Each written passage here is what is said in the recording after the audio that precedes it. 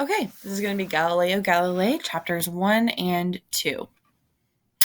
The Who Was Galileo. If you haven't read the Who Was books before, they like to kind of give you a brief introduction to the scientist.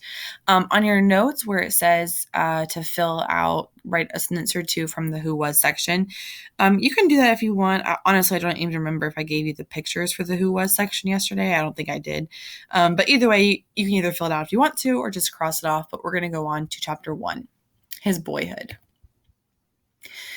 Galileo was born in Pisa, Italy on February 15th, 1564. He is known mostly by his first name, Galileo, because this is how Italy honored its most famous citizens. Now, we see the same thing kind of with Michelangelo. For example, when we talked about Carolus Linnaeus and we mentioned how the queen or king, I can't remember who, of Sweden, but they knighted him and his name changed from Carolus Linnaeus to Carl von Linn. Or even with in Don Quixote, adding the Don at the beginning, kind of like the Spanish version of Sir, Sir Walter Raleigh in England. In Italy, the custom was instead of knighting someone or kind of changing their name, you would only call them by their first name. So Galileo Galilei became Galileo, and then Michelangelo was just known as Michelangelo. Now, he was born smack dab during the time of the Renaissance, which would prove to be very beneficial for his incredibly intelligent brain because he had access to all of the learning and materials of that time. So just to kind of give you an idea, the same year that he was born, William Shakespeare was born and Michelangelo died. So he was born right during this important time in history. Below that on your notes, you should see the timeline where you see the box with the little lines in it. You're going to write what I have written above the star here. Galileo was born February 15th, 1564. So you can kind of see around there a lot of the events that happened around the time of his birth. The printing press was invented. Columbus arrived in the New World. Ferdinand Magellan's crew came back, the first one to circumnavigate the globe or to go completely around and back. The ending of the Renaissance and settlers arriving in Jamestown. So he was born right during all of these major events. He was the firstborn child, and his mother and father both came from noble Italian families. His father, Vincenzo, was a musician. So in Italian, that C is pronounced CH, so Vincenzo.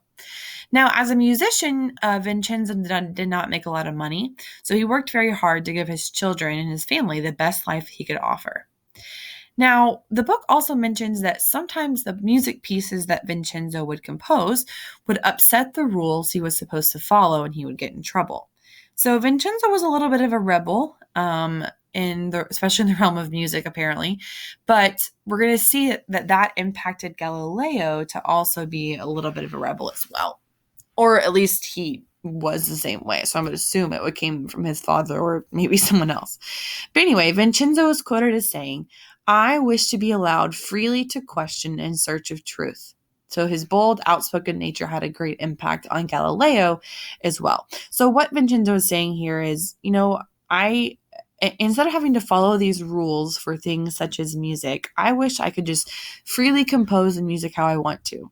I'm not sure what the rules were back then, but maybe, his music was too loud or it was too fast or he didn't use the right note or something like that. And he kind of liked to be able to write his music freely in search of truth, at least in the realm of music, it seems. Here's the actual quote from Vincenzo. It said, "It appears to me that those who rely simply on the weight of authority to prove any assertion." Let me see if I can get out my little, actually, let me make sure this is actually, okay, yeah, it's recording. Okay, so basically, wanting anyone who only relies on the fact that someone is an authority to prove that they're correct. So, okay, well, because that person is in charge, they have to be right. Well, he's saying anyone who acts like that or assumes that someone is correct simply because they're an authority, without searching out their arguments to support it, those people act absurdly. I wish to question freely and to answer freely without any sort of adulation or problems. That well becomes any who are sincere in the search for truth. Even from a young age, Galileo loved to draw and play music. So when Galileo was 8 years old, well, not because of that, but when Galileo was 8 years old, his family moved to Florence, Italy, which was the capital of an area called Tuscany. Now, if you remember from our Renaissance study in history, you know that Florence, Italy was almost like the central location of the Italian Renaissance. So now we have an incredibly smart individual named Galileo living in an area where he has access to other incredibly smart individuals. This exciting city was a busy hub for learning and arts during this time, which we know was the Renaissance. At the age of 11, Galileo was sent to a monastery school, which is where they trained monks to serve in the church, where he was educated in Greek, Latin, rhetoric, as well as religion. Now, rhetoric we've mentioned a couple times, I want to say in literature, maybe more so than science or history, but rhetoric is the art of using words effectively. So either trying to persuade someone or argue against someone or explain something using your words to accomplish a goal. That would be rhetoric. At one point, Galileo decided to become a monk, but his father did not like this, so he withdrew him from the monastery. And here's kind of the reason why. Galileo's father, we just talked about how he worked very, very hard to be able to send his kids to school and get an education because he didn't make a lot of money. And a monk, which is what Galileo was decided he wanted to become, didn't make a lot of money. So his father probably felt like that was somewhat of a waste. At 17, Galileo was ready to go to university, or to go to college basically, and continue his learning. Now, not everyone got to go to college back then, but it was a special privilege his father really wanted him to have, and so he worked very hard to be able to make that happen. Hungry for Knowledge, Chapter 2. When Galileo enrolled in the University of Pisa, his father wanted him to study medicine and become a successful doctor. However, Galileo had a little bit of a reputation. He kind of liked to argue. And so this kind of earned him the nickname the Wrangler. And the Wrangler kind of implies that Galileo, he liked to kind of grapple with ideas and discuss them and kind of, look at them in different ways and try to argue back and forth to better understand a topic. He wasn't just going to sit by and let someone tell him something. He wanted to wrangle with it a little bit and kind of figure out, is it true or is it not?